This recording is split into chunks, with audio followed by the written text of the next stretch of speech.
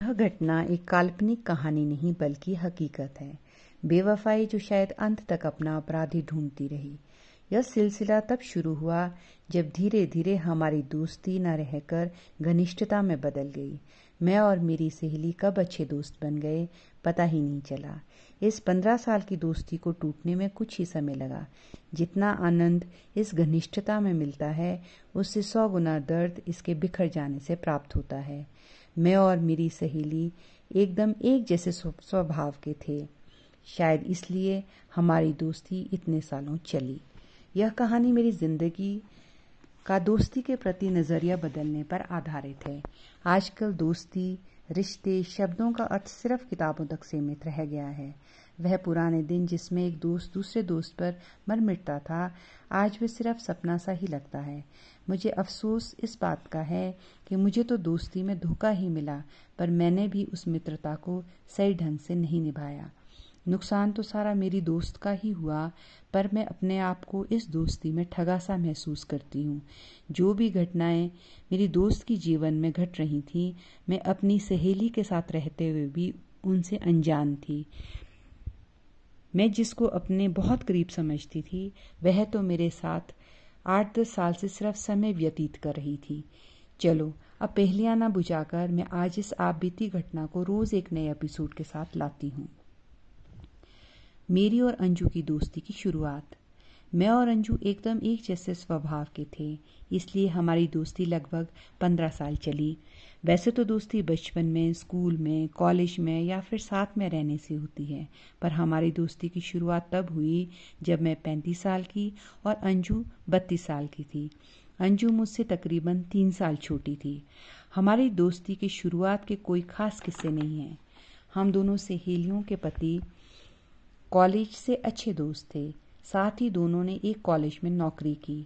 इन दोनों दोस्त यानी राजन और गोकुल का एक दूसरे के घर काफ़ी आना जाना था। मैं और अंजू भी इनके साथ एक दूसरे के घर चले जाते। मेरे स्वभाव में लोगों से बहुत ज़्यादा मिलना जुलना नहीं है, पर पता नहीं अंजू में ऐसा क्या था कि मैं ना चाह कर भी उससे मिलने जाती। हम दोनों परिवार काफ़ी समय एक दूसरे के साथ बिताते और रात रात भर खूब गप्पे लड़ाते। कभी कभार तो एक दूसरे के घर ही रात को सो भी जाते। मेरे पास 2 प्यारे से बच्चे थे, पर अंजू के अपनी कोई औलाद न थी। अंजू मेरे बच्चों को खूब प्यार देती और बच्चे भी अंजू को चाची कहते हुए न थकते। पूरे दिन अपने अंजू चाची के इर्द गिर्द घूमते। मेरी बिटिया और अंजू की खूब पटती, क्योंकि अंजू और मेरी बिटिया को बनने संवरने का बहुत शौक था। अंजू के वो बड़े बड़े झुमके और हाथ हमेशा रंग बिरंगी चूड़ियों से भरे रहना मेरी बिटिया को भी इस शौक की तरफ खींच रहा था। एक तरह की रुचि होने पर दोनों में खूब पटती थी। मैं अंजू का बच्चों के प्रति प्यार देखकर भी अंजू की तरफ खींची चली जा रही थी। हालांकि मुझे बनने संवरने का कोई शौक न था। ये छोटी छोटी बातें अंजू की दोस्ती के लिए आकर्षित कर रही थी। मुझे कभी कभी शहर छोड़कर जाना होता तो अंजू मेरे घर परिवार का पूरा ध्यान रखती। अंजू बच्चों को तैयार कर, उनका लंच बनाकर उनको स्कूल भेजती और स्कूल से घर आने पर उनको सुलाती और रात को उनको पढ़ाती भी। आप लोगों को लग रहा होगा कि सब कुछ इतना अच्छा चल रहा है, तो ऐसा क्या हुआ होगा कि हम दोनों एक दूसरे से इतने दूर हो गए। हम दोनों के स्वभाव में समानता जो दिखती थी वह दूसरों की मदद करना थी। जिस तरह अंजू मेरे पीछे मेरे बच्चों का ख्याल रखती, मैं भी अंजू के परिवार को अंजू की कमी महसूस न होने देती। अंजू के पास वॉशिंग मशीन ना थी। मैं जब भी अंजू बहुत दिनों के बाद घर आती तो मैं उसके सारे कपड़े अपने घर ले जाकर वॉशिंग मशीन में धो देती, ताकि अंजू को हाथ से कपड़े ना धोने पड़े। हम दोनों दोस्त कम और बहनें ज़्यादा नज़र आती थी। मेरे परिवार को अंजू और मेरे बीच के हर किस्से पता होते और हमारी दोस्ती की मिसाल देते।